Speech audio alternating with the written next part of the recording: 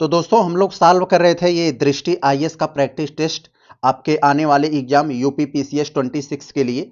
दो practice test दोस्तों हम लोगों ने मैगजीन का प्रैक्टिस टेस्ट बहुत ही बेहतरीन तरीके से सॉल्व कर लिया था।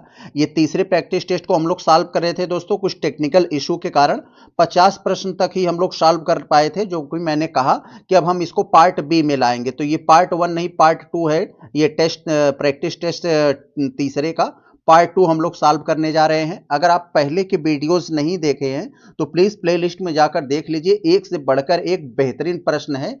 हमने उसको डीप में जाकर एक एक प्रश्न को तोड़कर बताया है। एक टेस्ट 4 टेस्ट सीरीज के बराबर हमने एक ही टेस्ट सीरीज में सम्मिलित किया है। तो चलते हैं दोस्तों, हम लोग शुरू करते हैं। तो दोस्तों हम लोग क्वेश्चन 50 तक बहुत ही अच्छे से सॉल्व कर लिए थे। अब हम देख रहे हैं बहुत इंपॉर्टेंट ये क्वेश्चन नंबर 51।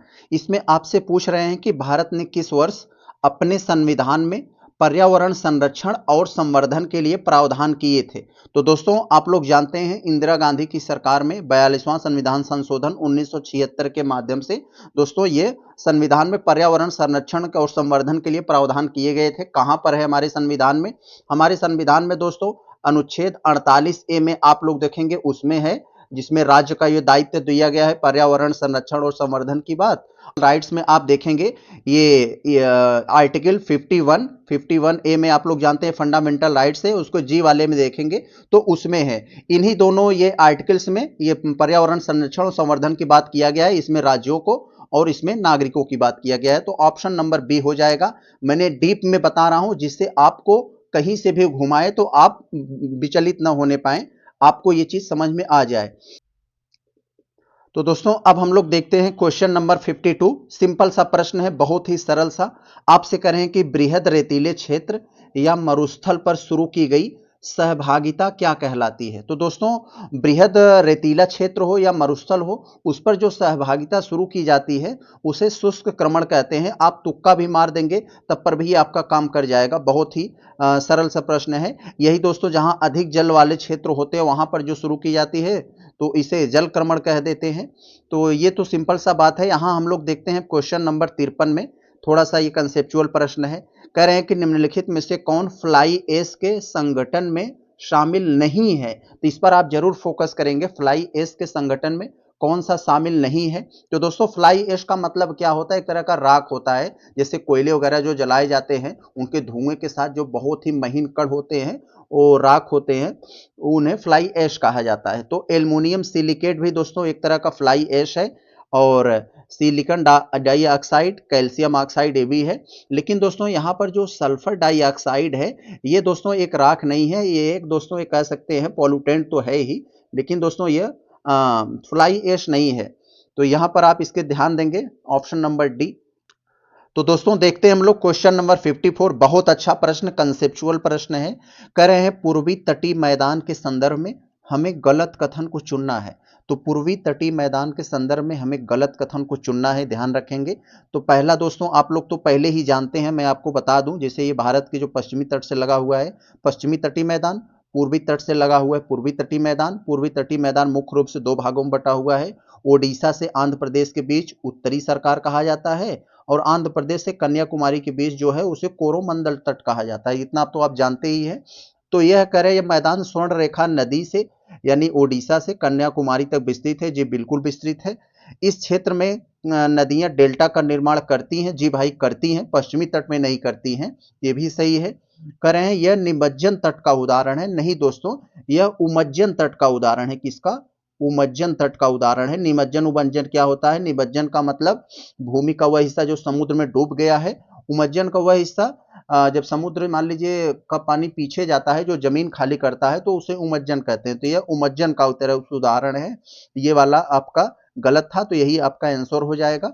और इसके उत्तर तथा मध्यवर्ती भाग में लैगून झीलें पाई जाती हैं। आप लोग जानते हैं चिल्का वगैरह झीलें लैगून झीलें हैं। लैगून झीलें का मतलब जो समुद्र के एक तरह से समुद्र का ही भाग है, लेकिन वो पैक हो किसी तरह धूल वगैरह से या अन्य चीजों के अपरदन वगैरह से वो ढक गई है, समुद्र से अलग हो गई है। तो ये है अपना, ये सही है। ऑप्शन नंबर सी गलत था आपका। आगे जरा देखें दोस्तों 55 वाले में। कह रहे हैं दोस्तों निवेश मित्र किस राज्य की एक समर्पित सिंगल विंडो सिस्टम है? तो सिंगल विंडो सिस्टम का मतलब जितने कागज पत्तर वाले काम होते हैं जगह जगह नहीं जाना पड़ेगा, एक ही जगह आपका काम हो जाएगा। तो निमेश मित्र उत्तर प्रदेश में एक सरकार द्वारा एक समर्पित सिंगल विंडो सिस्टम है। आगे देखें दोस्तों, हम लोग यहाँ पर आप जैसे तुक्का मार देंगे, आप यूपी का एग्जाम दे रहे हैं तो स्वाभाविक सी बात है ज्यादातर वो अगर तुक्का मारना है तो यूपी का ही मारें, मैं तुक्का पे प्रेफरेंस नहीं दूंगा। लेकिन ऐसी कुछ चीजें होती हैं जो भारत में हुआ रहता है या फिर जो यूपी का एग्जाम दे रहा है तो जो यूपी में हुआ है तो ऐसे हो जाता है। आगे दोस्तों अगर हम लोग देखें तो 54 में कह रहे हैं निम्नलिखित में से बेमेल को समझ पहचानना है, यानी जो बेमेल है यानी जो सही मेल नहीं करता है।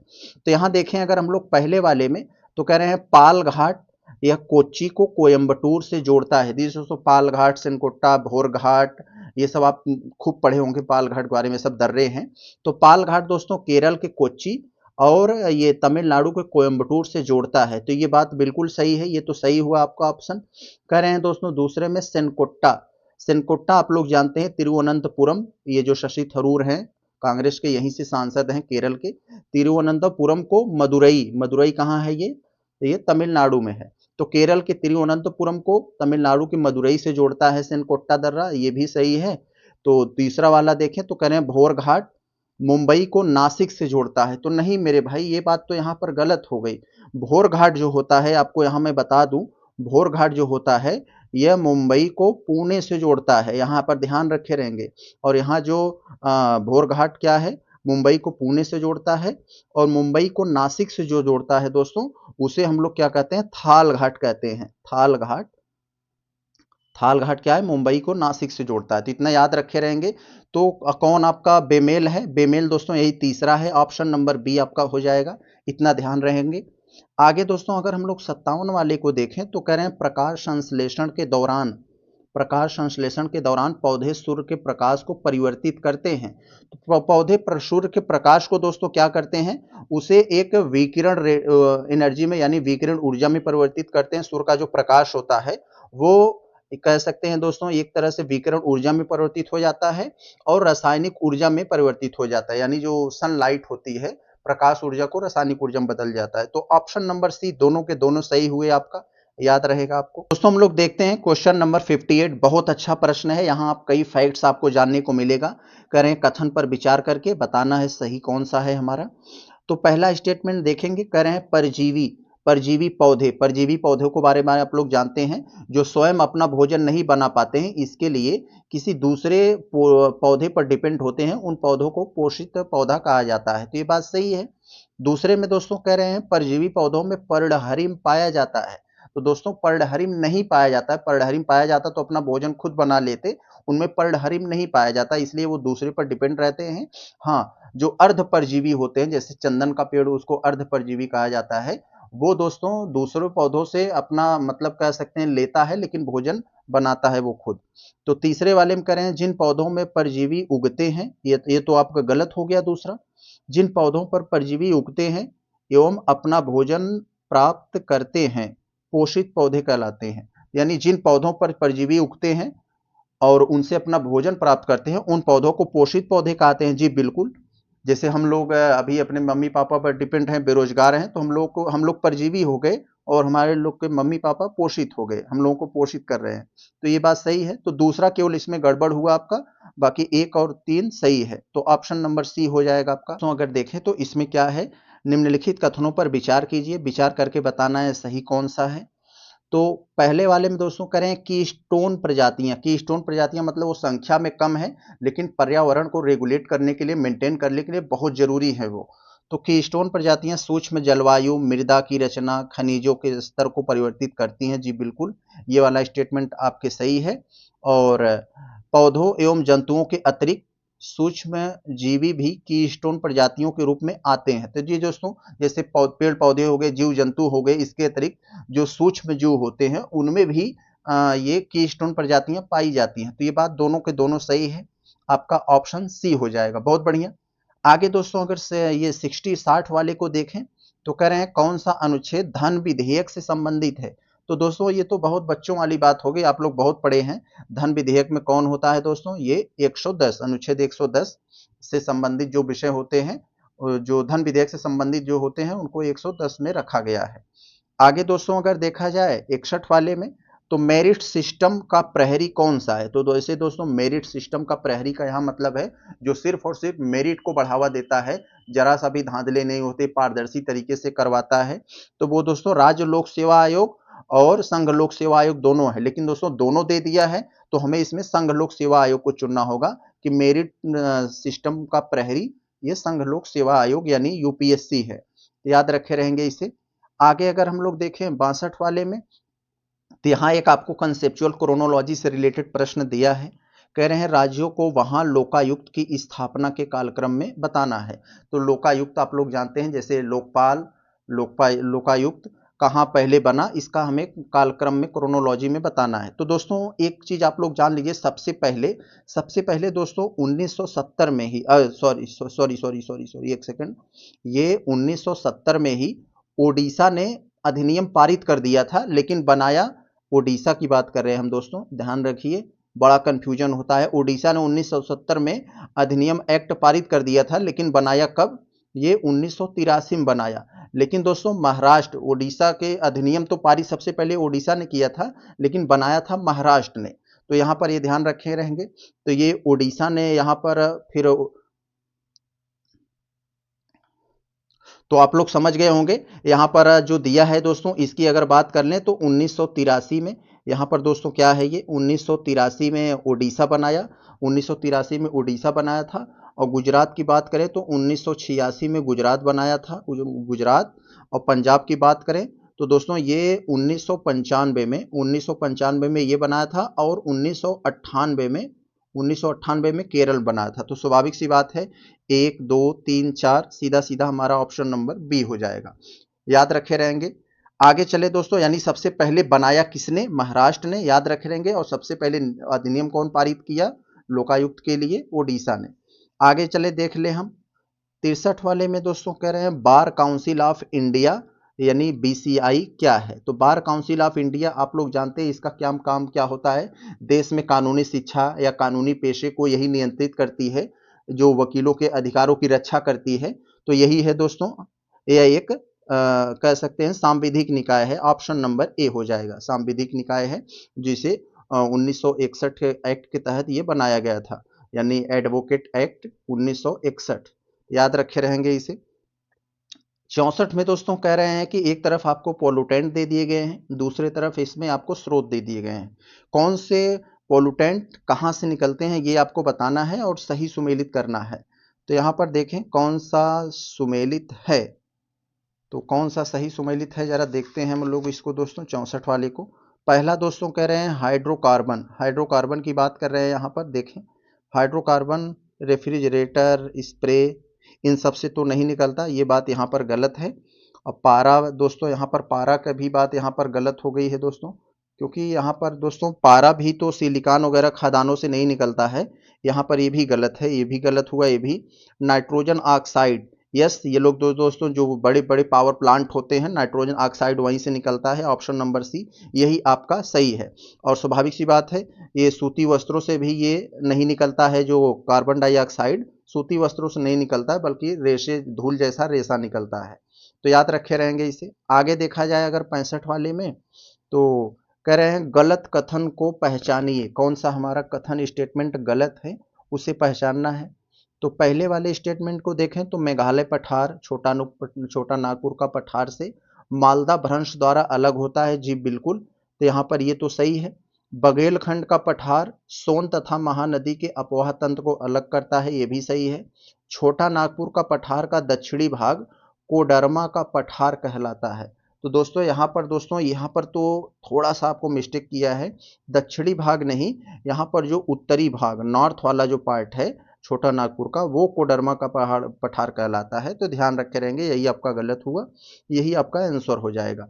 मिकिर तथा रंगमा की पहाड़ियां कार्बी आंगलोंग पठार पर स्थित है, यस, तो सब सही है, सी वाला गलत था इसमें, यहाँ पर दक्षिणी देगा, नॉर्थ हो जाना चाहिए था, उत्तरी आ सही आएगा। अब सही है। तो केंद्रीय अधिकार प्राप्त समिति के संदर्भ में आपको 3 स्टेटमेंट दे दिए हैं, बताना है सही कौन सा है। तो ये केंद्रीय अधिकार प्राप्त समिति होता क्या है, पहले ये जान लीजिए, क्योंकि दोस्तों उत्तर को समझने से पहले हमें प्रश्न बहुत अच्छे से आना चाहिए। तो पर्यावरण वन संरक्षण से जुड़े मामलों पर दोस्तों ये कार्रवाई करती है। इसकी स्थापना 2002 में हुआ था। तो यह जान लीजिए सुप्रीम कोर्ट के द्वारा यह हुआ था। इतना जान लेंगे तो आपको आसान हो जाएगा। तो यही कह रहे हैं, केंद्रीय अधिकार प्राप्त समिति की स्थापना सर्वोच्च न्यायालय के आदेश पर टीएन गोदावर्मन केस के दौरान की गई थी। बिल्कुल सही।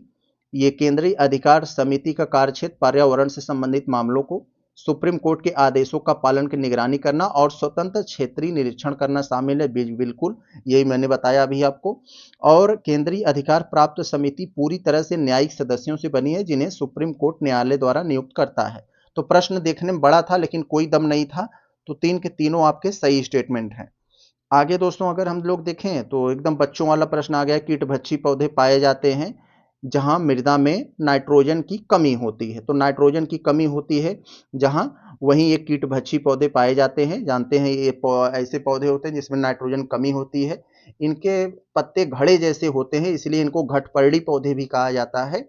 और इनके पौधे जो है एक तरह के परफ्यूम छोड़ते हैं, कीड़े आकर उसमें बैठते हैं तो इनका घड़ा जैसा जो पत्ता होता है बंद हो जाता है, कीड़े मर जाते हैं, उन्हीं कीड़ों से इनको नाइट्रोजन मिलता है। तो ऑप्शन नंबर ए हो जाएगा आपका। आगे दोस्तों 68 में कह रहे हैं, निम्नलिखित में से कौन सा गैस दम घोंटू गैस कहलाती है। तो दम घोंटू गैस दोस्तों किसे कहा जाता है, कार्बन मोनोऑक्साइड को। कार्बन मोनोऑक्साइड कैसे लिखा जाता है, कैपिटल सी कैपिटल ओ। अगर मैं इसलिए बता रहा हूं, अगर आप गलती से सी और बड़ा और छोटा ओ लिख दिए तो ये कोबाल्ट हो जाएगा। ये कोबाल्ट है और ये कार्बन मोनोऑक्साइड है। तो ये याद रखे रहेंगे, कार्बन मोनोऑक्साइड ऐसे लिखता है। किसी एग्जाम में पूछा भी है आपको कंफ्यूज करने के लिए। तो कार्बन मोनोऑक्साइड जानते हैं, यह ऑक्सीजन की तुलना में आपके ब्लड में जो हीमोग्लोबिन होता है उससे ऑक्सीजन की तुलना में बड़ा ही तेजी से जुड़ता है, जो कई तरह की बीमारियों को जन्म देता है। आपके शरीर वगैरह में ऑक्सीजन की कमी हो जाती है क्योंकि ऑक्सीजन की तुलना में बड़ा तेजी से कार्बन मोनोऑक्साइड जुड़ती है। तो इससे बहुत खतरनाक होता है ये। आगे दोस्तों अगर हम लोग देखें 69 में, तो कह रहे हैं सागरी पारितंत्र में आहार श्रृंखला निर्भर करती है। सागरी पारितंत्र में आहार श्रृंखला किस पर निर्भर करती है। तो दोस्तों सूर्य के प्रकाश पर भी निर्भर करती है आहार श्रृंखला, लवणता पर भी डिपेंड करती है, कितना लवणता कम है कितनी ज्यादा है, पोषक तत्वों की उपलब्धता पर भी। यानी ऑप्शन डी हो जाएगा आपका। आगे दोस्तों 70 वाले को अगर हम लोग देखें तो 70 वाला अजीब सा कुछ नाम है। 70 वाला को आजकल किसी के सामने नाम ले लेंगे तो कोई और ही कुछ समझता है। तो यहाँ देखें, पर्यावरण संरक्षण अधिनियम 1986 के संदर्भ में कौन सा सही नहीं है। तो देखें कौन सा सही नहीं है। तो आप लोग जानते हैं, यह अधिनियम के तहत अपराधों के साक्ष्य के रूप में हवा, जल, मृदा या अन्य पदार्थों के नमूनों को एकत्र करने की अनुमति है। अधिनियम खतरनाक पदार्थों को संभालने के लिए एक विशेष प्रक्रिया निर्धारित करता है, ये भी सही है। या आम नागरिक न्यायालय के पास पहुंच सकता है बशर्ते उसे कथित अपराध के संबंध में 60 दिनों का नोटिस दिया हो, तो भी सही है। तो अब दोस्तों यहाँ जब शुरू के 3 आपके सही हैं, स्वाभाविक सी बात है ये चौथा ही गलत होगा। क्योंकि कहाँ गलत है देखते हैं, हम गलतियों को पकड़ते हैं। यह अधिनियम किसी भी मुकदमे या कार्रवाई पर विचार करने का अधिकार सिविल न्यायालय के पास है। तो सिविल न्यायालय के पास नहीं मेरे भाई, यह एनजीटी के पास है। एनजीटी नेशनल ग्रीन ट्रिब्यूनल, ये इसके पास है। यह जो है सिविल और क्रिमिनल दोनों इस तरह के अपराधों को देखता है जो पर्यावरण से जुड़े मामले होते हैं। जिससे पर्यावरण का मामला में ऐसा नहीं कोई पर्यावरण का मामला हो और उसे 20 साल में निपटाया जाए। तो इसी एनजीटी का काम करती है कि तुरंत ही पर्यावरण जैसे मुद्दों को तुरंत निपटाती है। यहाँ आप लोग जानते होंगे। और इसे बनाया कब गया था दोस्तों एनजीटी को, तो याद रखे रहेंगे। तो आगे देखें हम लोग, ये 71 में यहाँ पर क्या पूछ रहे हैं दोस्तों, भारतीय वन्य जीव संस्थान कहाँ पर स्थित है। तो स्वाभाविक सी बात है देहरादून में स्थित है। कब बनाया गया था, तो 1982 में ये बनाया गया था। आगे देखो, आगे हम लोग देखें ये 72 में आपसे पूछ रहे हैं दोस्तों, यहाँ पर आपको मिलान से संबंधित प्रश्न है। और मिलान में कोई दम नहीं होता है, इसको हम लोग तुरंत कर लेते हैं। एक तरफ वन्यजीव अभ्यारण्य, उसी समय राज्य दिया है। तो कौन सा वन्यजीव अभ्यारण्य किस राज्य में है ये हमें बताना है। तो देखें बड़ा ही अच्छे से हम लोग करेंगे। पारसनाथ वाला जो सबसे हमें ज्यादा क्लियर होता है उसी के पास पहले चले। तो पारसनाथ वाला जानते हैं झारखंड में है, ये तो बढ़िया से बता लेंगे आप। तो ये हो जाएगा, तो यानी हमारा 4 वाला 1 के पास गया। तो 4 वाला 1 के पास कहाँ है? सिर्फ सी वाले के पास है और कहीं नहीं। तो एक ही से हमें ये उत्तर मिल गया। तो इसका मतलब क्या हुआ ये दोस्तों? ये 3 वाला 2 के पास जाएगा, यानी ये चंद्रताल कहाँ है? हिमाचल प्रदेश में है। और अगला हम कह सकते हैं ये तीसरा वाला 2 के पास जाएगा, ये दूसरा वाला तीसरा के पास गया। तो यस ये है। और चौथा वाला तो 1 के पास जाएगा, यहाँ कोरिंगा आंध्र प्रदेश, और बचा एक सुखना झील चंडीगढ़। आगे देखा जाए अगर ये दोस्तों 73 वाले में अगर देखें हम, तो इसमें कह रहे हैं कि उष्णकटिबंधीय चक्रवातों के संदर्भ में आपको 3 स्टेटमेंट दिए गए हैं, बताना है सही कौन सा है। तो पहले देखें, हाल ही में चक्रवात मोन्था बंगाल की खाड़ी में बना। यस सही बात है। बंगाल खाड़ी में बनने वाले चक्रवात 5 से 20 डिग्री अक्षांशों के बीच पूर्वी व्यापारिक पवनों द्वारा पश्चिम दिशा में अग्रसर होते हैं। जी बिल्कुल भाई, यह बंगाल खाड़ी पश्चिमी दिशा में जाते हैं ना, पश्चिम दिशा में नहीं आए तो भारत को खतरा ही नहीं पहुंचता है। तो पश्चिम दिशा में जाते हैं, इसलिए उड़ीसा झारखंड वगैरह को बहुत प्रभावित करते हैं। तीसरा में कह रहे हैं कि प्रभावित क्षेत्र के प्रत्येक देश के द्वारा एक ही चक्रवात को अलग अलग नाम दिए जाते हैं। तो कई ऐसे चक्रवात हैं, वही उसी चक्रवात को अलग अलग देश के द्वारा अलग अलग नाम दिया गया है। तो सब सही है, ऑप्शन नंबर डी हो जाएगा आपका। आगे अगर हम लोग देखें ये 74 वाले में, तो दोस्तों इसमें कह रहे हैं कि विकास समझौते के लिए निवेश सुविधा के संदर्भ में ये आपको 2 स्टेटमेंट दिए गए हैं, बताना है सही कौन सा है। तो पहला वाला देखेंगे कि यह समझौता संयुक्त राष्ट्र व्यापार एवं विकास यानी अंकटाड की एक पहल है। जी बिल्कुल, ये समझौते का नेतृत्व इसमें कह रहे हैं कि इस समझौते का नेतृत्व और समर्थन भारत के द्वारा किया जाता है। नहीं, भारत इस समझौते और नेतृत्व का इसका भारत के द्वारा विरोध किया जा रहा है। विकास समझौते के लिए जो पहल है, तो इसको आप लोग याद रखे रहेंगे। आगे दोस्तों अगर हम लोग देखें, तो ये एक यहाँ पर एक सेकंड, इसका तो भारत विरोध ही कर रहा है, लेकिन दोस्तों यह समझौता संयुक्त राष्ट्र व्यापार विकास के द्वारा नहीं दोस्तों, यह WTO वर्ल्ड ट्रेड ऑर्गेनाइजेशन के द्वारा दोस्तों यह एक पहल है। तो वर्ल्ड ट्रेड ऑर्गेनाइजेशन हो जाएगा यहाँ।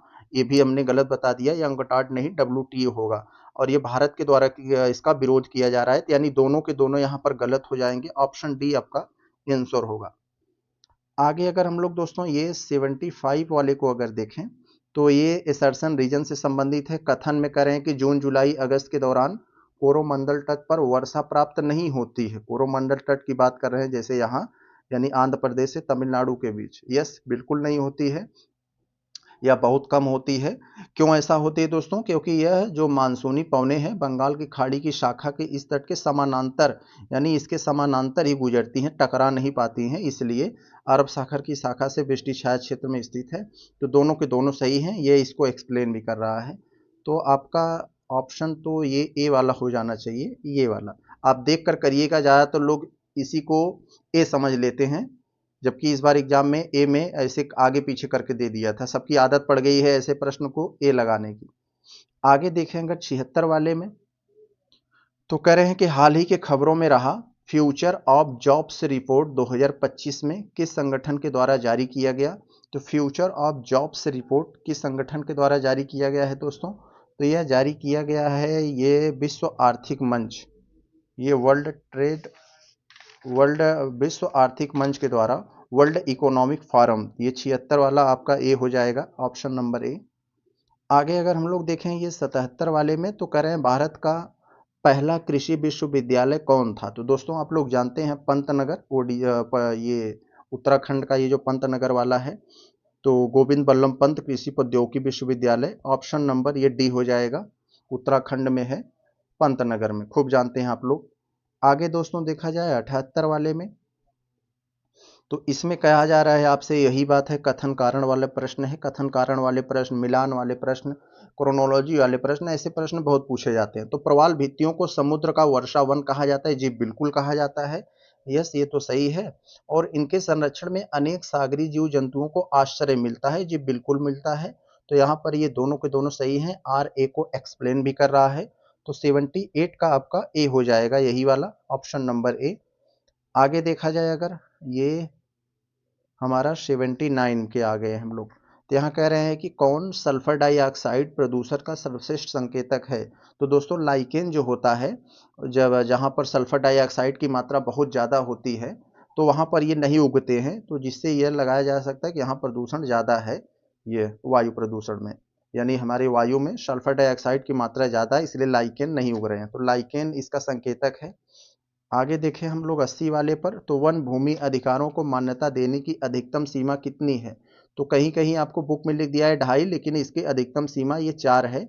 ये 4 से ज़्यादा इसके वन अधिकारों पर मान्यता नहीं दिया जा सकता।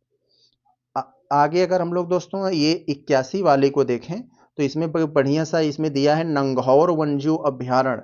नंगहौर वन्यजीव अभ्यारण्य निम्नलिखित में से किस राज्य से संबंधित है। तो ये नंगहौर वन्यजीव अभ्यारण्य किस राज्य से संबंधित है, तो यहाँ पर दोस्तों ये कहाँ हो जाएगा, पंजाब में तो नहीं है ये सिक्किम में भी तो नहीं है, ये सिक्किम में भी नहीं है, और ये तेलंगाना भी नहीं है, उत्तराखंड होगा। ऑप्शन नंबर ये आपका बी हो जाएगा, उत्तराखंड में। ये एक दोस्तों कब बनाया गया था इसे, तो 2012 में इसे बनाया गया था, नंगहौर वन्यजीव अभ्यारण्य को। आगे दोस्तों अगर हम लोग 82 वाले को देखें, यहाँ 82 वाले, तो कह रहे हैं कौन सी मृदा प्रबंधन की विधि नहीं है। तो मृदा प्रबंधन की विधि कौन सी नहीं है, यानी ये मृदा को प्रबंधन करने की, तो झूम कृषि तो नहीं है ये भाई, एक तो कृषि का एक विधि है ना, ये मृदा प्रबंधन की थोड़ी ना है। तो ऑप्शन नंबर ये यही हो जाएगा। जबकि समोच्च रेखी जुताई भी मृदा प्रबंधन की विधि है। समोच्च रेखी की जुताई का मतलब जहां ढलान वाली जमीन होती है तो भूमि को इस तरह से जोता जाता है जिससे मिट्टी, पानी के बहाव से मिट्टी कटे न। अगर आप ऐसे जोत देंगे तब तो और कट जाएगी। तो ये है वनस्पति आवरण है, फसल चक्र है, लेकिन झूम कृषि नहीं है। 82 हो गया हमारा। 83 को दोस्तों अगर हम लोग देखें, तो इसमें आपसे पूछा जा रहा है राष्ट्रीय मत्स्य आनुवांशिक संसाधन ब्यूरो। राष्ट्रीय मत्स्य आनुवांशिक संसाधन ब्यूरो ये कहाँ पर है दोस्तों, ये अगर हम लोग देखें 83 वाले में, तो ये लखनऊ, बरेली, कानपुर, झांसी, तो लखनऊ में है ये। 83 का आपका ए हो जाएगा, ऑप्शन नंबर ए, लखनऊ में। आगे अगर देखा जाए 84 में, तो कह रहे हैं दोस्तों एंटिटी लॉकर, समाचारों में अभी चर्चा में रहता है एंटिटी लॉकर। ये जो बड़े मंत्रालय या सरकारी कंपनियों के दस्तावेज होते हैं सुरक्षित रखने के लिए होते हैं। तो वास्तविक समय दस्तावेज तक पहुंच और सत्यापन के लिए एक सुरक्षित क्लाउड आधारित समाधान, option number A, entity locker के बारे में आप लोग जानते रहिएगा। आगे दोस्तों अगर देखें 85 वाले में, तो कह रहे हैं हाल ही में जारी global cyber security outlook report 2025 निम्नलिखित में से किसके द्वारा जारी किया गया है। तो ये किसके द्वारा जारी किया गया है दोस्तों, ये विश्व आर्थिक मंच, यस, ऑप्शन नंबर ए यही हो जाएगा। Global cyber security outlook report, विश्व आर्थिक मंच, वर्ल्ड इकोनॉमिक फोरम। आगे देखा जाए अगर 86 में, तो कह रहे हैं कौन सी प्रविष्टियां यूनेस्को की memory of the world register में शामिल की गई हैं। तो दोस्तों अभी आप लोगों ने देखा होगा कि 2025 में यूनेस्को की world memory of the world में शामिल किया गया था दोस्तों एक भगवत गीता को। भगवत गीता के साथ दोस्तों एक और करके शास्त्र करके वो शामिल किया गया था यहाँ पर। तो नाट्य शास्त्र और भगवत गीता, यस, और ऋग्वेद तो है ही दोस्तों। और ये जो गुटनिरपेक्ष आंदोलन है ये भी शामिल किया गया है। तो शुरू के जो तीनों हैं ये इसमें यूनेस्को की मेमोरी ऑफ द वर्ल्ड में शामिल है, तो यही चौथा नहीं है, ऑप्शन नंबर बी यही हो जाएगा यहाँ पर। तो गुटनिरपेक्ष आंदोलन, ये नाम जो लिखा है इसका मतलब है दोस्तों नॉन अलाइग्ड मूवमेंट, इसका मतलब गुटनिरपेक्ष आंदोलन। तो ये हो गया, तीन के तीनों हैं लेकिन चौथा नहीं है। आगे देखा जाए अगर ये 87 में, तो इसमें कह रहे हैं कि निम्नलिखित में से किस तकनीक का उपयोग घुलित ऑक्सीजन यानी डिजॉल्व ऑक्सीजन, जिसे आप लोग डीओ बोलते हैं, डिजॉल्व ऑक्सीजन की मात्रा के आधार पर जल की शुद्धता के मापन के लिए किया जाता है। तो दोस्तों ये विंकलर विधि होता है।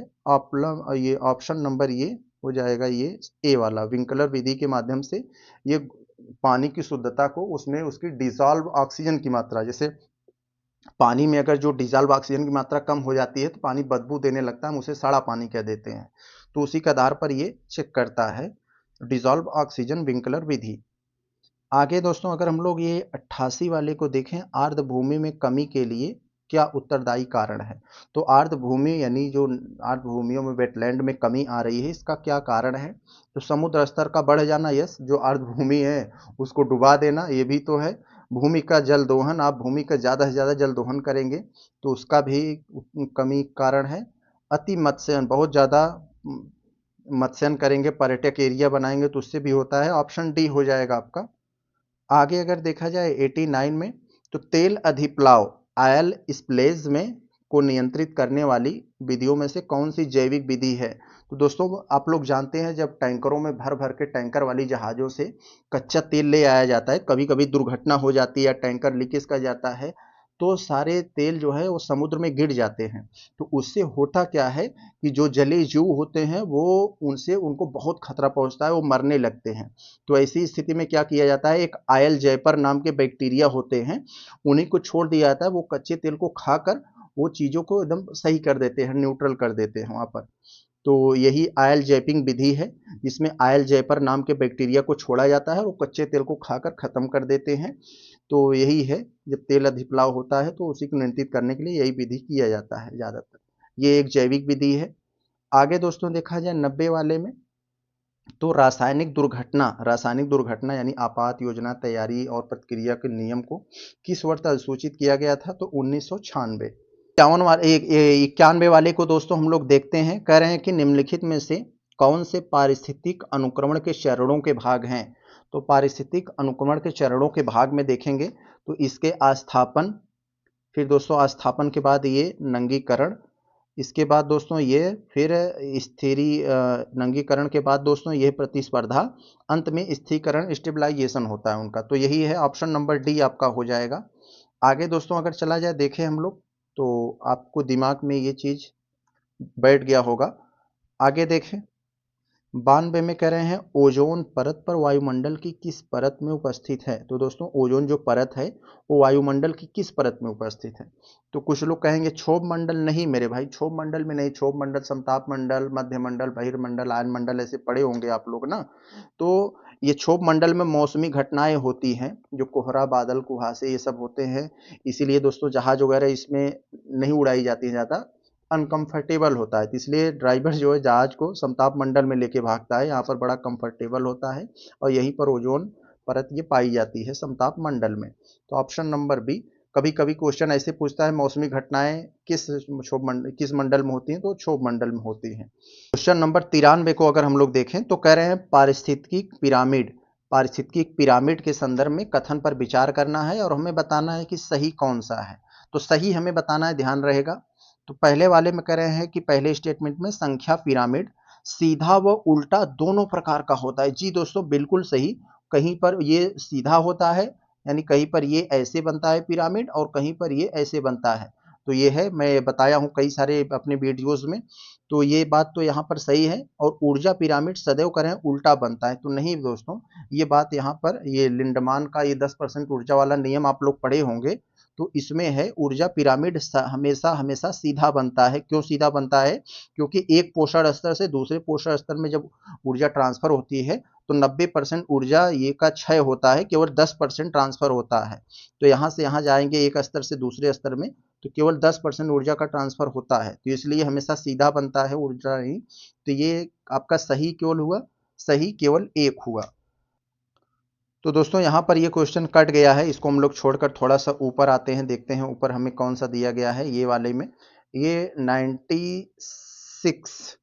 96 में कह रहे हैं हाल ही के खबरों में रहा वैक्सीन डाईफाल्सीवैक्स अभी आप बहुत ज़्यादा चर्चा में था, आप लोग सुने होंगे। यह भारत के द्वारा विकसित मलेरिया रोग के लिए बहुत ही कारगर है यह, जो कि दोस्तों ये भारत के द्वारा ही विकसित है, इसलिए बहुत ज़्यादा चर्चा में था। तो ये वैक्सीन डाईफाल्सीवैक्स किसके लिए है? यह मलेरिया की बीमारी की रोकथाम के लिए बनाया गया है।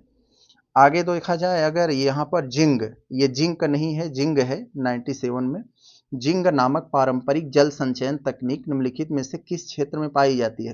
तो दोस्तों जहाँ पर ज़्यादा सब बड़े बड़े ग्लेशियर होते हैं, जैसे ट्रांस हिमालय का मतलब जैसे लद्दाख तिब्बत वगैरह एरिया में जो बड़े बड़े दोस्तों एक तरह के वहाँ पर ग्लेशियर पाए जाते हैं, और आजकल ग्लेशियर पिघल रहे हैं। तो वही ग्लेशियर जब पिघलते हैं तो उन्हीं को एक नहर टाइप का रास्ता बना के लोग अपने गाँव में, घरों में उस पानी को इकट्ठा कर लेते हैं बड़े बड़े टैंक बनाकर। यहाँ जिंक का मतलब टैंक होता है, तो टैंक बनाकर उस पानी को इकट्ठा कर लेते हैं, उसी से खेती बाड़ी अपना करते हैं। वो अपना पानी बचाने के लिए, पानी को समुद्र में न जाए, खराब न होने पाए, यही बात है। तो ट्रांस हिमालय में यानी लद्दाख वगैरह एरिया में। आगे देखा जाए अगर 98 में, तो कह रहे हैं वह अन्योन क्रिया, अन्योन क्रिया मतलब एक जीव दूसरे जीव से जब क्रिया करते हैं तो उसी को अन्योन क्रिया कहते हैं, जिसमें एक प्रजाति को लाभ होता हो और दूसरी प्रजाति प्रभावित नहीं होती है, न्यूट्रल, यानी एक प्रजाति को फायदा हो जाए और दूसरे को कोई न नफा हो न नुकसान हो, तो क्या कहलाती है? तो उसे सहभोजिता कहते हैं। ऑप्शन नंबर बी वाले में बहुत इंपॉर्टेंट है, ध्यान से देखिए, मैं यहाँ थोड़ा आपका समय लूंगा। तो सहभोजिता में क्या होता है, एक को तो फायदा हो जाता है और दूसरे को दोस्तों वो न्यूट्रल होता है, उसको कोई फायदा नहीं होता है। तो इसी का उल्टा यहाँ पर ये होता है। जैसे आपको बता दें, इसका उदाहरण देखना हो तो जैसे कोई भैंस नहा के आई, उसके ऊपर कीड़े मंडरा रहे हैं, कोई कौआ आया तो उस पर बैठकर उसके ऊपर जो कीड़े हैं खा गया, तो इसमें भैंस को कोई न तो नुकसान हुआ न तो फायदा हुआ, लेकिन उस कौवे उस चील को थोड़ा फायदा हो गया। तो इसका ये उदाहरण है। असहभोजिता इसका जस्ट उल्टा है। उत्तर तो आपका यही हो जाएगा, लेकिन मैं एक्स्ट्रा के लिए बता रहा हूं। असहभोजिता, सहभोजिता का नाम सही लग रहा है, जस्ट उल्टा है। यानी इसमें क्या होता है, एक को नुकसान होता है, दूसरे को कोई फायदा नहीं। जैसे आप गेहूं बोए, आपके गेहूं में बथुआ जाम गया, तो बथुआ आपके गेहूं को नुकसान कर रहा है, लेकिन गेहूं के नुकसान होने की वजह से बथुआ कोई फायदा नहीं हो रहा है, बथुआ अपने स्पीड से बढ़ रहा है, लेकिन आपको गेहूं को नुकसान कर रहा है। तो इसमें क्या होता है कि एक को नुकसान होता है और दूसरे को कोई फायदा नहीं। और सहजीवी क्या होता है दोस्तों, सहजीवी में क्या होता है, इसमें दोनों को फायदा होता है, दोनों को फायदा हो जाता है इसमें। तो ये बात आप समझ रहे होंगे, फायदा इसमें, इसमें फायदा दोनों को हो जाता है। परजीवी में क्या होता है, एक को फायदा होता है, एक को फायदा और दूसरे को नुकसान। यस, तो आप समझ गए होंगे ये बात। आगे दोस्तों चला जाए, अगर 99 में देखें तो निम्नलिखित युग्मों में से कौन सा सही सुमेलित नहीं है? तो जरा देखें, भारतीय वन प्रबंधन संस्थान भोपाल में है, ये तो सही हुआ। भारतीय वन सर्वेक्षण केंद्र देहरादून में है, ये भी सही है, आप लोग जानते हैं। भारतीय पर्यावरण शोध संस्थान नागपुर में है, ये भी जानते हैं। शुरुआत के जब तीनों सही हो गए तो चौथा ही गलत होगा। केंद्रीय केंद्रीय पंछी शोध संस्थान ये उत्तर प्रदेश के इज्जत नगर में है, तो यहाँ भरतपुर में नहीं है, तो ये यूपी के ये इज्जत नगर, आप लोग जानते हैं, ये यहाँ पर है पंछी शोध संस्थान। आगे दोस्तों देखा जाए, यहाँ पे एक बहुत अच्छा प्रश्न है, यहाँ पर 100वें वाले में, R2 कोडिंग, ये R2 कोड ऑफ प्रैक्टिस, इसका संबंध किससे है, ये क्या होता है? तो सबसे पहले आप प्रश्न को ही, मैं हमेशा कहता हूं, मैं प्रश्न समझाने पर जोर देता हूं, उत्तर तो आप लोग पता कर ही लेंगे। तो R2 का यहाँ का मतलब क्या है दोस्तों, यहाँ पर आप लोग जानते रहेंगे तो आपको बहुत काम देगा। ये R2 का यहाँ पर मतलब, जैसे एक इलेक्ट्रॉनिक के क्षेत्र में, जैसे हम लोग कोई कंप्यूटर मोबाइल फोन यूज करते हैं, खराब हो जाता है, हम लोग फेंक देते हैं, जिसे इलेक्ट्रॉनिक कचरा कहा जाता है।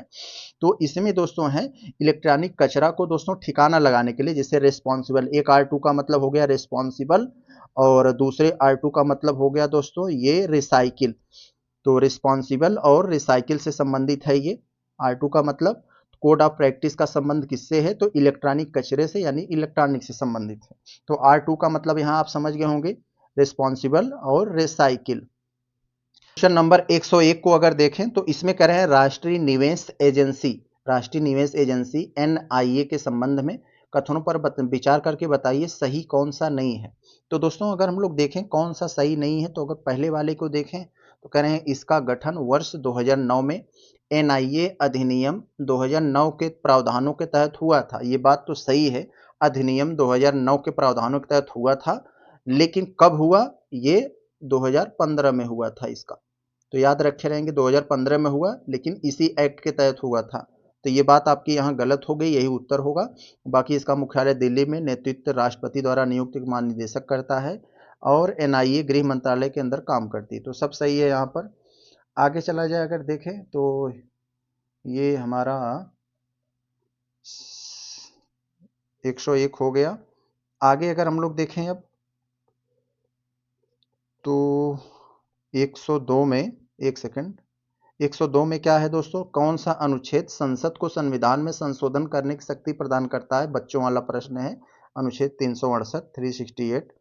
आगे अगर देखा जाए तो 103 वाले में दोस्तों क्या कह रहे हैं, राज्य लोक सेवा आयोग के सदस्यों को वेतन भत्ता और पेंशन सहित पूरा व्यय किस पर होता है।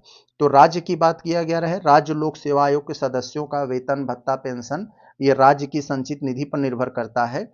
लेकिन दोस्तों एक ट्विस्ट है, जो क्वेश्चन पूछा जाता है कि जैसे जो हाई कोर्ट के जज होते हैं, हाई कोर्ट के जो जज होते हैं मुख्य न्यायाधीश, तो उनका वेतन तो दिया जाता है राज्य की संचित निधि पर, लेकिन जब वो रिटायर हो जाते हैं उनका जब पेंशन दिया जाता है पेंशन, तो वो भारत की संचित निधि पर हो जाता है। तो याद रखे रहेंगे, ये ट्विस्ट होता है, ये पूछ लिया जाता है। आगे देखें 104 में, तो विश्व खाद्य और पोषण की स्थिति रिपोर्ट 2025 जो आई है उसके संबंध में बात कर रहे हैं। तो दोस्तों अभी जो रिपोर्ट आई है उसमें बताया जा रहा है प्रतिशत के मामले में सबसे ज़्यादा कुपोषित बच्चे अफ्रीका में है, लेकिन संख्या के मामले में ये अपना ये एशिया। तो यही कह रहे हैं भारत में 5 वर्ष से कम आयु के बच्चों को वेस्टिंग की दर विश्व में सबसे अधिक है। तो विश्व में सबसे अधिक है, तो ये बात तो सही ही लगती है। दूसरा देखें, यानी खाद्य सुरक्षा और पोषण की स्थिति को खाद्य एवं कृषि संगठन के अंतर्गत श्रम संगठन द्वारा संयुक्त रूप से प्रकाशित किया जाता है। तो ये तो बात 104 की दोनों सही लगती हैं, यहाँ ये दोनों के दोनों सही हैं। आगे अगर देखें, यहाँ तीसरे में भी दे दिया है, एक स्टेप और दे दिया है दोस्तों, कह रहे हैं अफ्रीका में कुपोषित लोगों की संख्या सबसे अधिक है। तो नहीं दोस्तों, अफ्रीका में कुपोषित लोगों की संख्या प्रतिशत में सबसे अधिक है, संख्या में नहीं। तभी मैंने यही बताया था ना, प्रतिशत में सबसे अधिक है, जबकि संख्या के मामले में एशिया है। तो एशिया संख्या के मामले में है, प्रतिशत के मामले में ये है। तो यहाँ पर आपका केवल 2 सही हो जाएगा, बी। आगे देखा जाए अगर 105 में कह रहे हैं सिम्बेक्स निम्नलिखित में से किन देशों के बीच आयोजित समुद्री द्विपक्षीय अभ्यास है। तो सिम्बेक्स क्या है, समुद्री द्विपक्षीय अभ्यास है, किसके बीच होता है, सी से सिम्बेक्स, सी से सिंगापुर, तो भारत सिंगापुर। आगे देखा जाए अगर 106 में कह रहे हैं कि कौन सा युग्म सही सुमेलित नहीं है। तो एक तरफ आपको पूरा पाषाण स्थल दे दिए गए, एक तरफ स्थान दे दिए गए हैं। तो भीमबेटका मध्य प्रदेश, आदमगढ़ हिल्स नर्मदा घाटी, पोटावर पठार ये पाकिस्तान में है, दक्षिण भारत में नहीं है, और कुरनूल आंध्र प्रदेश में। तो ऑप्शन नंबर आपका यही सी हो जाएगा। आगे देखा जाए अगर ये 107 में, जब पाल प्रतिहार और राष्ट्रकूट राजवंशों के बीच प्रसिद्ध त्रिपक्षीय संघर्ष शुरू हुआ, तो त्रिपक्षीय संघर्ष पूछा जाता है किसके बीच हुआ था, पाल प्रतिहार और राष्ट्रकूट राजवंशों के बीच। तो तब पाल वंश का साम्राज्य का शासक कौन था, तो धर्मपाल था।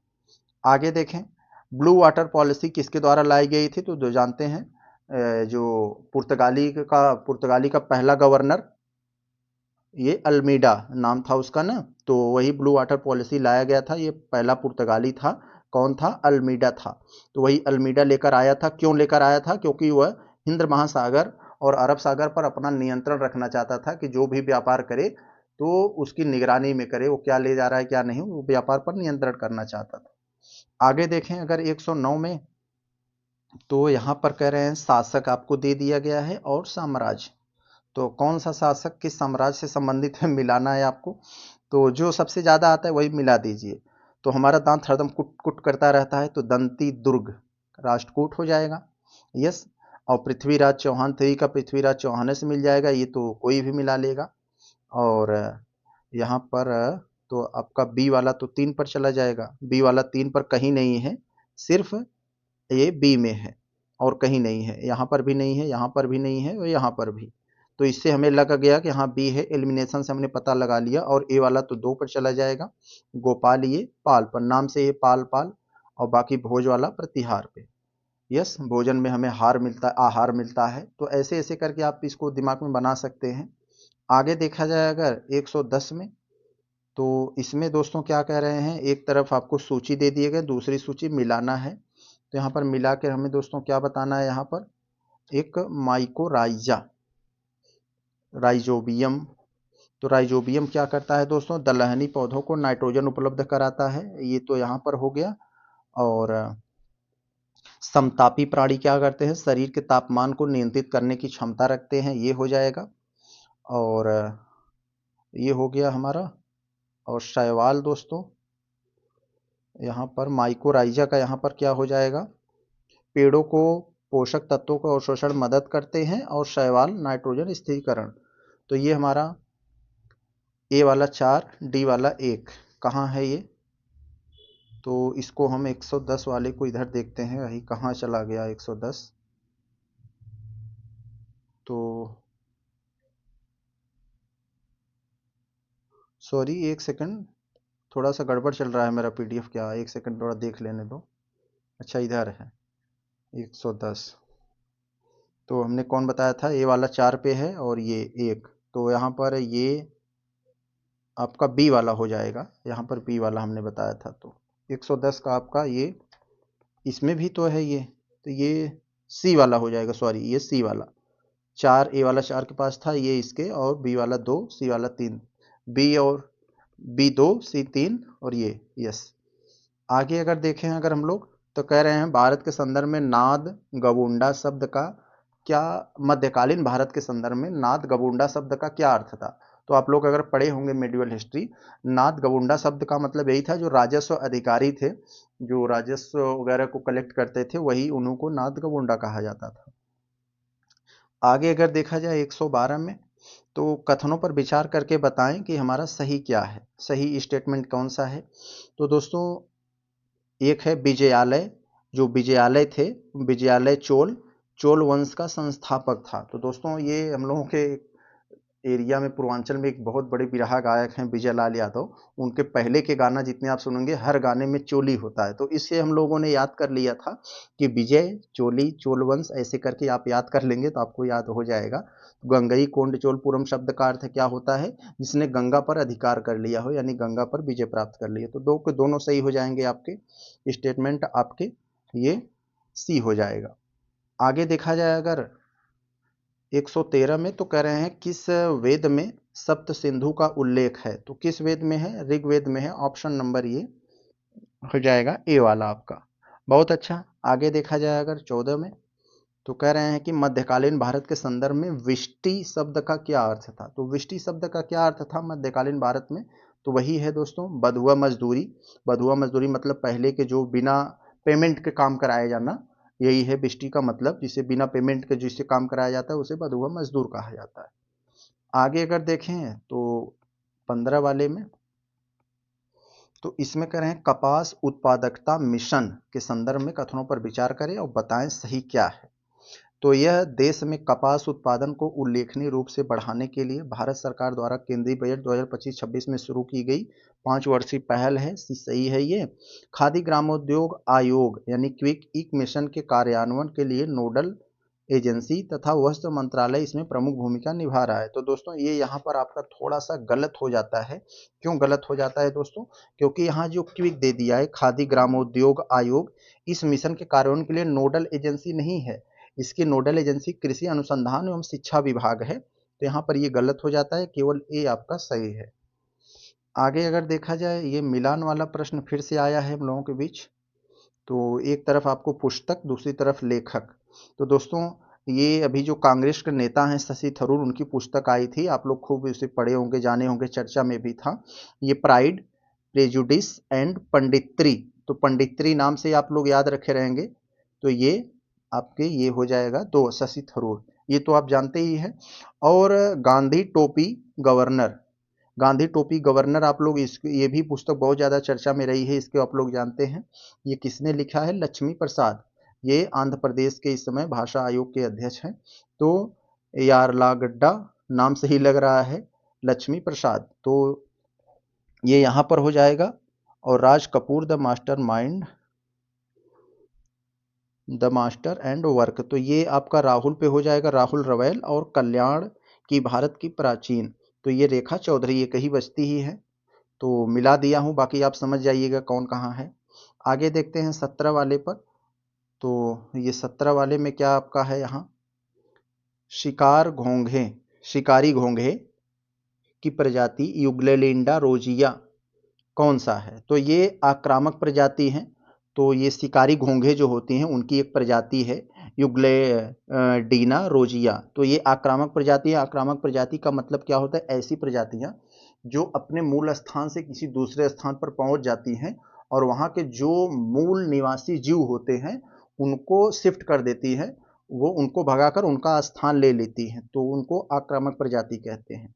तो जिससे वहाँ के जो मूल जीव होते हैं, जो स्थानीय जीव होते हैं, वो नष्ट हो जाते हैं।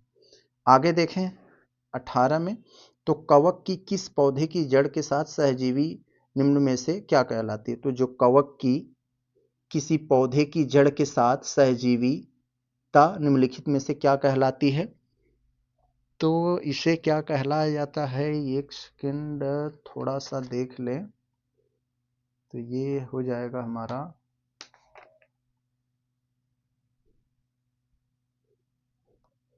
तो क्वेश्चन नंबर 118 वाले को अगर हम लोग देखें तो कह रहे हैं कवक की किसी पौधे की जड़ के साथ सहजीविता में क्या कहलाती है? तो माइकोराइजा कहलाती है, ऑप्शन नंबर सी। आगे देखा जाए 19 वाले में, तो निम्नलिखित में से ब्लू बेबी सिंड्रोम किसकी अधिकता से होता है? तो ब्लू बेबी सिंड्रोम ये होता है दोस्तों नाइट्रेट की अधिकता के कारण। तो यहाँ पर ये याद रखे रहेंगे, नाइट्रेट की अधिकता के कारण ये ब्लू बेबी सिंड्रोम होता है। और दोस्तों यहाँ पर आर्सेनिक की अधिकता से क्या हो जाता है? ये कैंसर जैसी बीमारियां हो जाती है यहाँ पर ये। और ये जो फ्लोराइड यहाँ पर लिखा है दोस्तों, फ्लोराइड की अधिकता से फ्लोरोसिस रोग हो जाता है, और कैडमियम की अधिकता से इटाई इटाई रोग होता है, जो हड्डियों और गुर्दे की बीमारी होती है ये इसमें। तो याद रखे रहेंगे इस सबको। आगे अगर 120 वाले को देखें तो कह रहे हैं राज्य में करेरा वन्यजीव अभ्यारण्य कहाँ अवस्थित है? तो करेरा वन्यजीव अभ्यारण्य ये कहाँ है दोस्तों? तो ये मध्य प्रदेश में है। मध्य प्रदेश के शिवपुरी में, मध्य प्रदेश के शिवपुरी में ये करेरा वन्यजीव अभ्यारण्य जो अभी चर्चा में है, इसलिए इसको बंद करने का प्रोसेस चल रहा है, क्योंकि इसमें जो दोस्तों हैं ये एक तरह के सोन चिरैया और काला हिरन जैसे जीव दो थे, अब ये उनमें नहीं रह गए हैं, तो इसको बंद करने का प्रावधान किया जा रहा है। आगे 121 वाले को देखें तो भारत के जैव विविधता हॉटस्पॉट क्षेत्र हैं। तो भारत में कितने हॉटस्पॉट हैं ये आप लोग जानते होंगे। 4 हॉटस्पॉट हैं। कौन कौन है? सूडालैंड है, हिमालयन क्षेत्र है, इंडो बर्मा है, और कौन है? पश्चिमी घाट है। पश्चिमी घाट है। इतना आप लोग जानते हैं, तो यानी सभी के सभी हैं। आगे देखा जाए 122 वाले में, कौन सा सुमेलित नहीं है? तो देखें कौन सा नहीं है। विश्व मौसम विज्ञान संगठन जेनेवा इसका मुख्यालय है, और यूनेप का कहाँ है? नौरेबी में है। विश्व वन्यजीव कोष, विश्व वन्यजीव कोष ये कहाँ है दोस्तों? तो ये ग्लैंड में है, न्यूयॉर्क में नहीं है दोस्तों। आप लोग जानते हैं स्विट्जरलैंड की राजधानी ग्लैंड है, तो ग्लैंड यहीं पर है विश्व वन्यजीव कोष, जबकि न्यूयॉर्क में नहीं है। और ये ट्रैफिक ये कैम्ब्रिज है। तो समझ गए होंगे आप। आगे चला जाए अगर हम लोग देखें तो केंद्रीय पटसन एवं समवर्गीय रेशा अनुसंधान संस्थान कहाँ है? तो आप लोग रेशा और काम जानते हैं, वही पश्चिम बंगाल में होता है। तो पश्चिम बंगाल के कोलकाता में बैरकपुर है, तो वहीं पर है। आगे देखा जाए अगर 24 वाले में, तो निसार उपग्रह के संबंध में कथनों पर विचार करिए, बताइए कौन सा हमारा सही है। तो यह दोहरी आवृत्तियों वाले राडार वाला पहला उपग्रह मिशन है। तो यस, यह पहली बार है कि इसरो उपग्रह को सूर्य समकालिक ध्रुवीय कक्षा में स्थापित करने के लिए जीएसएलवी का उपयोग कर रहा है, और यह वन बायोमास और कार्बन स्टॉक को मापता है। तो तीनों के तीनों सही हैं। आगे अगर देखें 25 वाले में, तो 25 वाले में दोस्तों क्या कह रहे हैं हमें, जरा देखते हैं एक सेकंड। निम्नलिखित में से कौन सा युग्म सुमेलित नहीं है? तो देखें ऑपरेशन संबंधित प्रजाति। तो देखें ऑपरेशन बीरबिल ये किससे था? जंगली बिल्लियों से संबंधित था। ऑपरेशन फ्री फ्लाई ये लाइव बर्ड से संबंधित था। ऑपरेशन सॉफ्ट गोल्ड तो ये जंगली सुअर से संबंधित नहीं था। ये दोस्तों ऑपरेशन ये जो सॉफ्ट गोल्ड था, आप लोग जानते हैं पहाड़ी एरिया में दोस्तों एक जीव पाया जाता है, उस पहाड़ी एरिया में जो जीव तिब्बती मृग जिसे कहा जाता है, उससे शाल वगैरह बनाई, एक शॉल प्रोडक्ट बनाई जाती है, उसका अवैध व्यापार होता है। तो उसको रोकने के लिए यह ऑपरेशन सॉफ्ट गोल्ड चलाया गया है। मोटा मोटा जान लीजिए तिब्बती मृग से संबंधित है ये। तो यही आपका ऑप्शन उत्तर होगा। और ये तो ऑपरेशन शिव कुर्मा कछुआ और कुर्म से संबंधित है। तो कर्मा कछुआ और कुर्म दोनों ही कछुए की प्रजाति हैं, ये कही है। आगे देखा जाए अगर ये 126 में, आयुसीएन सुरक्षा सीमा के अनुसार ग्रेट इंडियन बस्टर्ड को किस श्रेणी में रखा गया है? तो दोस्तों आप लोग जानते हैं आयुसीएन की रेड लिस्ट होती है, एक रेड लिस्ट होता है जो आईसीएन के अंडर रहती है। तो तो उसमें जो जीवों को बहुत ज़्यादा संकट होता है तो उसको उसी रेड लिस्ट में डाला जाता है। तो IUCN की रेड लिस्ट में किसको रखा गया है? इंडियन गेस्ट बस्टर को भी रखा गया है, क्योंकि इस पे गंभीर खतरे हैं।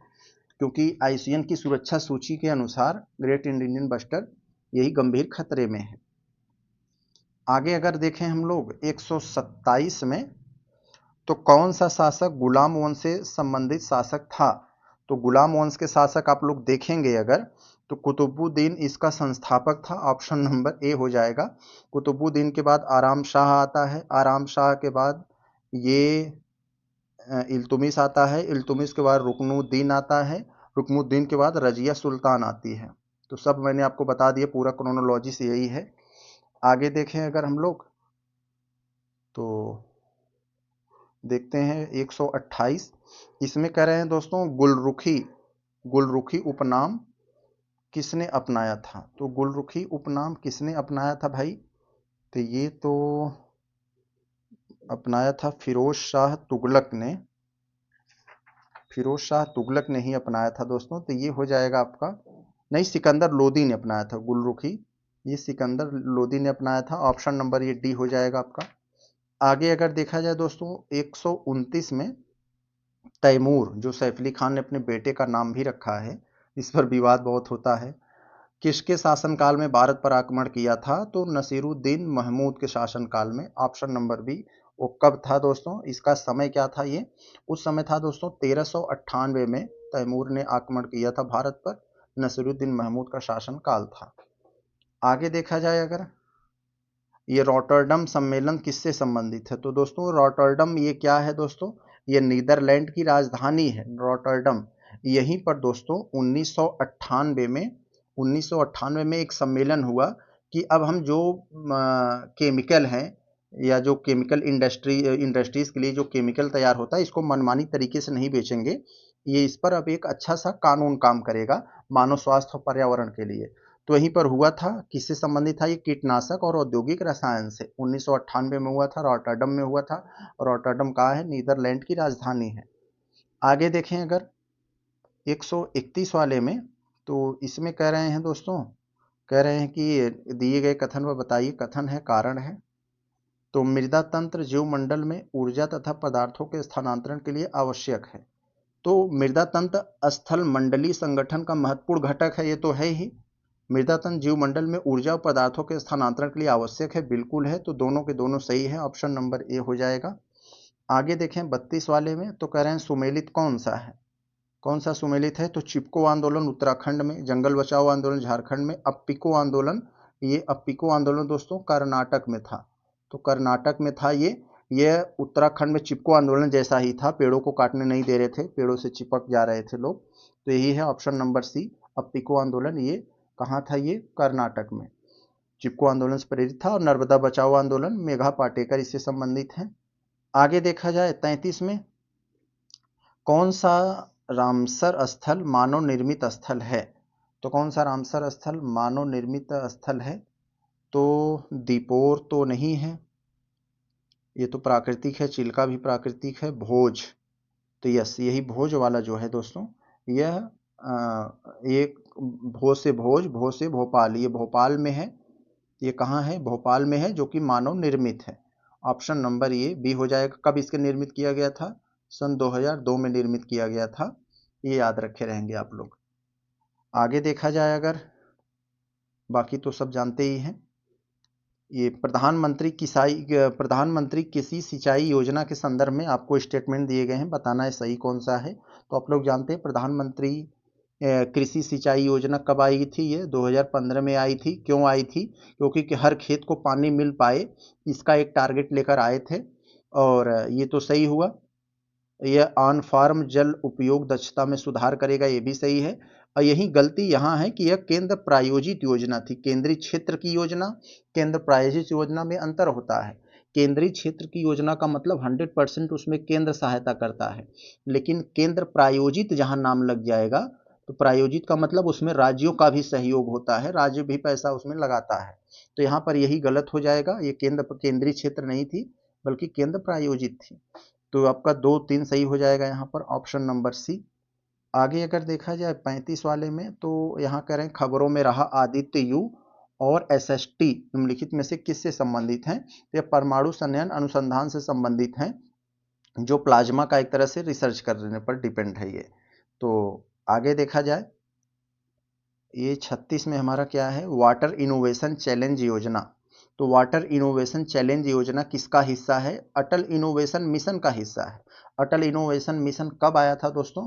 तो इसे आप लोग जानते होंगे, अटल इनोवेशन मिशन शायद 2016 में आया था।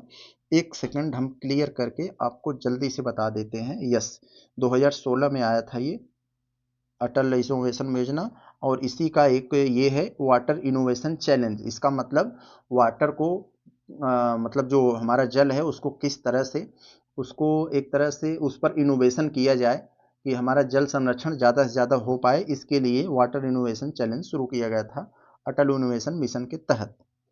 आगे देखें अगर 37 में, तो कह रहे हैं पारिस्थितिकी के अंतर्गत निम्नलिखित में से किसके मध्य पारंपरिक संबंधों का अध्ययन किया जाता है? तो पारिस्थितिकी अंतर्गत किसके मध्य पारस्परिक संबंधों का अध्ययन किया जाता है? मनुष्य मृदा। तो पारिस्थितिकी में आप लोग जानते हैं, मतलब जीव और आसपास चीजों से भी सभी से होता है, वन जल से होता है, जीव वातावरण से होता है, सबसे होता है। ऑप्शन नंबर डी हो जाएगा आपका। तो 138 में कह रहे हैं पृथ्वी के क्रस्ट पर सबसे अधिक उपलब्ध मूल तत्व कौन सा है? तो दोस्तों आप लोग जानते होंगे, अगर आप लोग पढ़े होंगे, तो ये हमारा पृथ्वी का क्रस्ट हो जाता है। सी से क्रस्ट, एम से मेंटल, सी से कोर। तो क्रस्ट में की अगर हम लोग बात करें, तो क्रस्ट में सबसे ज़्यादा दोस्तों क्या पाया जाता है? सबसे ज़्यादा ऑक्सीजन पाया जाता है, उसके बाद सिलिकॉन पाया जाता है। लेकिन अगर पूरे पृथ्वी की अगर बात कर ले हम, पूरे पृथ्वी में सबसे ज़्यादा क्या पाया जाता है? आयरन पाया जाता है, इसलिए पृथ्वी जो है चुंबकीय होती है। सबसे ज़्यादा आयरन पाया जाता है, और उसके बाद दोस्तों क्या पाया जाता है? उसके बाद ऑक्सीजन दूसरे नंबर पर हो जाता है। तो याद रखे रहेंगे, क्रस्ट की बात करें तो सबसे ज़्यादा ऑक्सीजन, तब सिलिका, ऑक्सीजन और सिलिका। और पूरे पृथ्वी की बात करें तो आयरन, उसके बाद ऑक्सीजन। तो याद रहेगा इसमें। आगे यहाँ पर क्या हो जाएगा, हमारा मूल तत्व कौन सा है? तो ऑक्सीजन है। आगे देखा जाए 38 हो गया। हम 39 को अगर देख लें यहाँ पर, तो कह रहे हैं वायु में कार्बन डाइऑक्साइड की बढ़ती मात्रा से धीरे धीरे वातावरण का तापमान बढ़ा रही है, क्योंकि यह अवशोषित करती है। तो क्या भाई, कार्बन डाइऑक्साइड ये क्या अवशोषित करती है? तो वायु में उपलब्ध जलवाष्प और उसकी गर्मी को बनाए रखता है, इसलिए यह वायुमंडल का तापमान बढ़ाती है। आगे देखें 140 में, तो कह रहे हैं किस अंतराल में अंटार्कटिका में ओजोन परत का सर्वाधिक विनाश होता है? तो ये आपको टाइम पीरियड दिया है। इस टाइम पीरियड में, यानी अंटार्कटिका में सबसे ज़्यादा ओजोन परत का क्षय कहाँ होता है? अंटार्कटिका वाले क्षेत्रों में। और किस महीने में होता है? सितंबर से अक्टूबर महीने के बीच। Option number A. आगे अगर देखें 141 में, तो इसमें कह रहे हैं द्वितीयक अनुक्रमण। द्वितीयक अनुक्रमण के बारे में आप लोग जानते हैं दोस्तों। इसका मतलब, द्वितीयक अनुक्रमण का मतलब, कोई मान लीजिए जीव है या पौधा है, वो मानव हस्तक्षेप या पर्यावरणीय प्रभाव के कारण या प्राकृतिक प्रभाव के कारण नष्ट हो गया।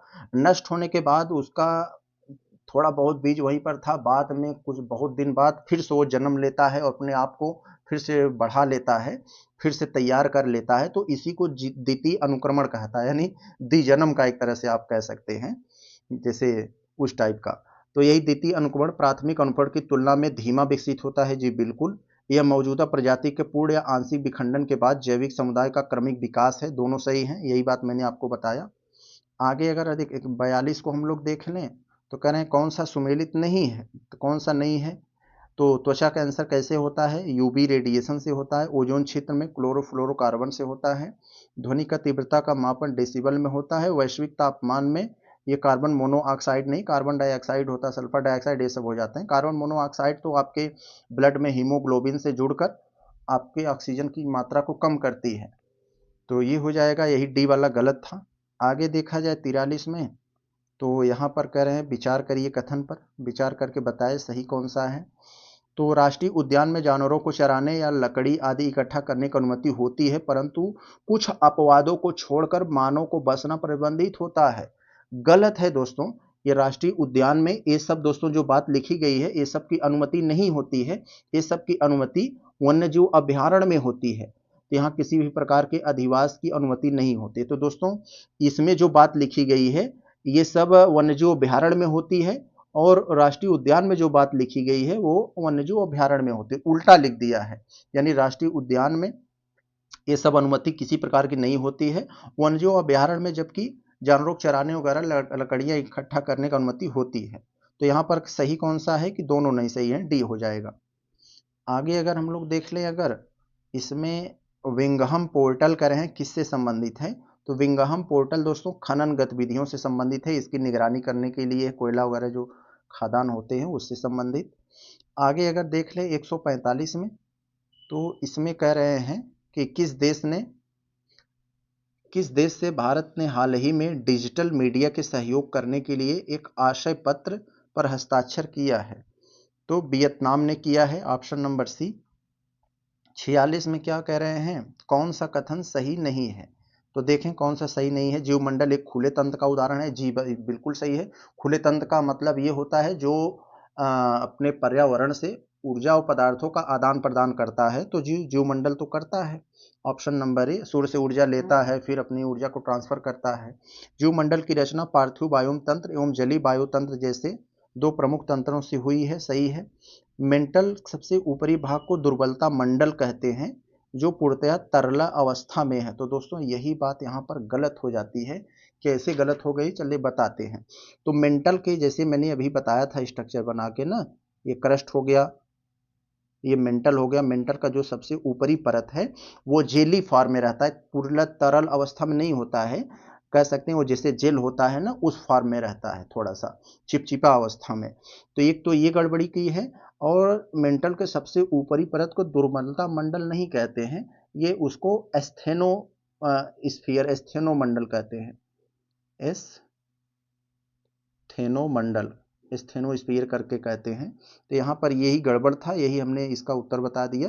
बाकी ये तो अपनी अपनी जगह पे सही थे, ये उत्तर नहीं है, उत्तर तो ये होगा आपका। और मेंटल से उत्पन्न होने वाली तापीय संवहन तरंगों के कारण ही प्लेटों का संचयन होता है, सही है। आगे अगर देखें 47 में, और यहाँ देखें तो कह रहे हैं कि कौन मानसूनी वनस्पति नहीं है, तो मानसूनी वनस्पति कौन सा नहीं है, तो साल भी है, सागौन है, चंदन है।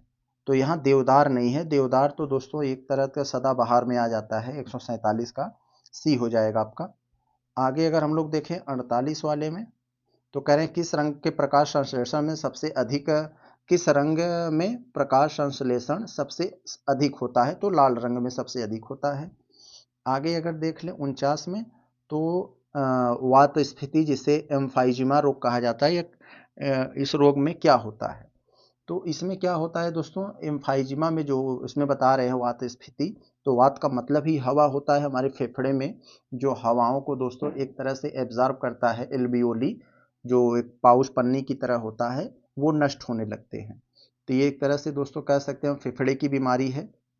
तो इसमें वायु प्रदूषण के परिणाम स्वरूप संवेदनशील फेफड़े में ऊतकों का विघटन हो जाता है, ऑप्शन नंबर बी ए हो जाएगा। लास्ट प्रश्न हम लोग देखते हैं 150, तो इसमें वैश्विक नवाचार सूचकांक 2025 के संदर्भ में कुछ बातें लिखी गई हैं, बताना है सही कौन सा है। तो भारत को 119 याद रखे रहेंगे, वर्ल्ड इनोवेशन इंडेक्स, यानी यहाँ पर वर्ल्ड नहीं ग्लोबल इनोवेशन इंडेक्स 2025 के संदर्भ में भारत 139 अर्थव्यवस्थाओं में 38वां स्थान भारत को मिला है, जो कि एकदम सही है। निम्न मध्यम आय वाली अर्थव्यवस्थाओं में भारत सर्वोच्च स्थान पर है, ये भी सही है। भारत मध्य और दक्षिणी एशिया में अग्रणी नवप्रवर्तक है, तो इसमें कोई डाउट नहीं है, सभी तीन के तीनों सही है। तो दोस्तों हम लोगों की ये जो आज ये जो दृष्टि आईएएस की ये जो तीसरी टेस्ट सीरीज थी, ये भली भांति तरीके से कंप्लीट हो गई। अब हम लोग अगले टेस्ट सीरीज में इसको देखेंगे। धन्यवाद।